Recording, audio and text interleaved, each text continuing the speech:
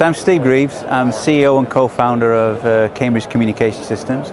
We started the company about 5 years ago and was specifically looking at developing a backhaul solution for small cells. So we worked with a lot of the UK mobile operators and tried to understand what the issues were for them in the future, and they identified small cells and backhaul as being a particular issue. So that's really what we've developed. The key difference between our solution and anybody else's solution is it's a self-organizing microwave backhaul system. It operates in the 26 and 28 gigahertz band, and the concept is you install it with a limited skill set, so people like electricians can install this. There's no radio planning, so we give the system the frequency channel allocation and let the system decide how to use it. So it's supposed to enable very rapid deployment of small cell technology. So that's the main reason we've developed this. So I think fiber's always required. Okay, you always need fiber, but the problem with fiber is not everywhere. I mean, if an ideal world, you'd have fiber to every lamppost, but that's just too expensive.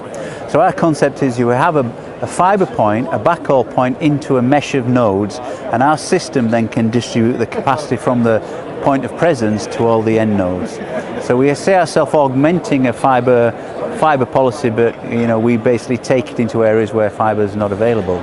So for sure, the kind of operational cost of deploying a small cell network rises exponentially with the numbers involved. So when we think about what people are talking about in terms of small cells going forward, the density is just increasing. And the big worry in the industry is, how do I manage that? How do I scale it? How do I cost that? So the idea of taking planning out, radio planning away from that issue is kind of big bonus of our system.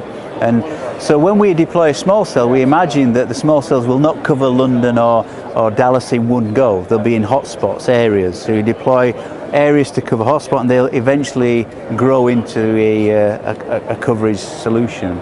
So you can't be redesigning the network every time you add a small cell. For instance, with a conventional microwave system, backhaul system, every time you put a small cell in, you have to re-understand the issues regarding interference, what do I do, replan it, cycle the whole thing, and it just takes too long. So even though we know we have to be low on capex, I mean every operator wants to be low on capex, it's really that long-term growth of a mobile network and the operational cost of growing that network that we're really targeting. And that can be up to 75% of the overall total cost of ownership of a network, really.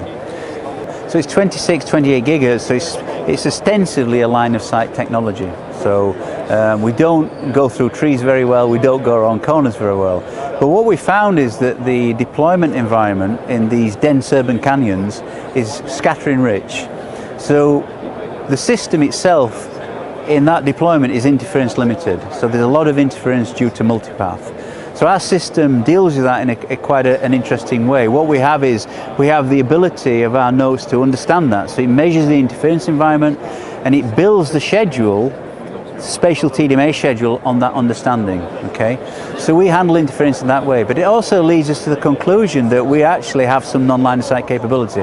And in fact, some of our deployments in China, in South Africa, run systems that are non-line of sight, and you can imagine how that might work. There's a lot of rich scatterers, a lot of glass buildings, big reflectors come off, and our system simply selects the optimal connection, whether that be a line of sight or a non-line of sight, it doesn't really care. So even though we sort of deploy this primary line of sight, we do find that we've got what you might call opportunistic non-line of sight. It's actually hard to plan, very hard to plan, so we don't claim that it will do that from a planning perspective, but what we find in all of our trial deployments, we have an element of that. What we see is that there are a number of issues related to, we're talking about outdoor urban small cell deployments. A lot of these are related to kind of form factor planning. Planning departments are notoriously difficult. So if we look at our system's basically very small, and it's designed to be situated on lampposts where the council or the local authority agree that there's no planning required. So you get a class of away leave to deploy this across a number of different assets. But when we look at what the mobile operators are delivering, sometimes they'd be quite large. We call them small cells, but they're actually not very small. I mean, they're small because of the radius of coverage, but physically they're quite large.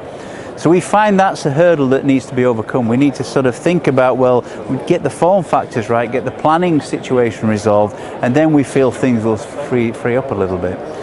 So there's a little bit of a hiatus, I think, in terms of outdoor small cell deployments, and mainly because of the requirements placed on planning. Planning is a very difficult thing to overcome.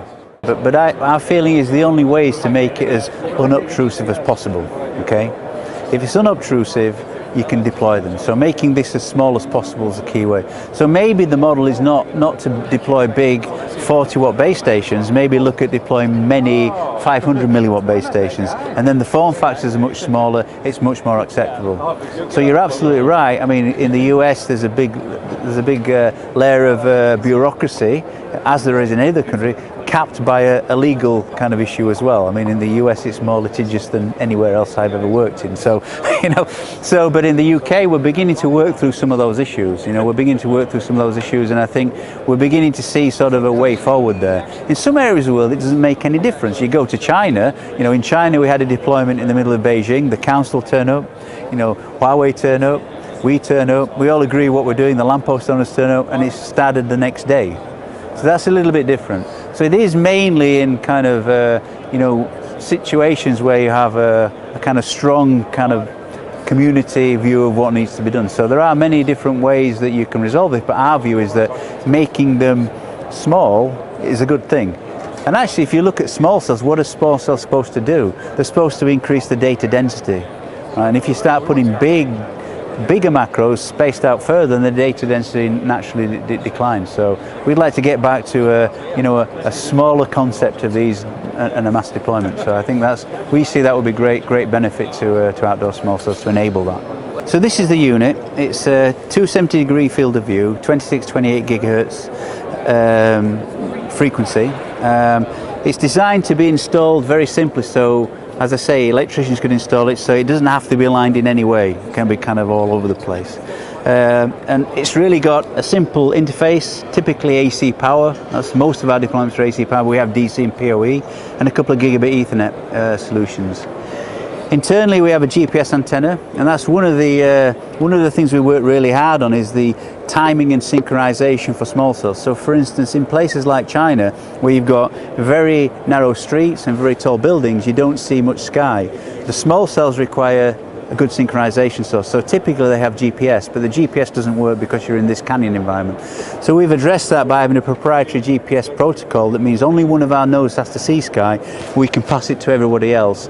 And then we pass 1588 or synchronous Ethernet to the small cell. So that's actually quite a powerful part of the solution, other than the self-organizing part of it as well. So the idea is these go up in about 15 minutes. What we'd like to see is the small cell slightly bigger than this. At the moment it's kind of sort of stuck off the bottom and it's maybe 4 times the size of this. So we might even start thinking about looking at how we might enable that as well, working with operators to see if we can work on that solution. So that's it really. It's kind of 4 kilogram. It's, when you get it on a lamppost you can hardly see it. And one of the things that early operators in the UK said to us, please Steve, don't make it look like a radio system. Okay, so it doesn't look like a radio system, not a 28 gigahertz microwave radio system that you know. So as I say, it can connect up to 16 other of these units, and it creates a many point to many point kind of architecture which is dynamic. So the links are basically made or broken as required, so it continually connects itself based on interference, based on obstructions, etc. So it's quite a dynamic system. Key thing is no frequency planning. You give the frequency to this system and it figures out what it's supposed to do. And that's it, and there's just one unit. We don't have an outdoor unit, an indoor unit, we don't have a remote, we don't have a central, it's just one standard unit, okay? So that means the operator wants to buy one piece of equipment, and it just adopts different software personalities depending on how it's deployed.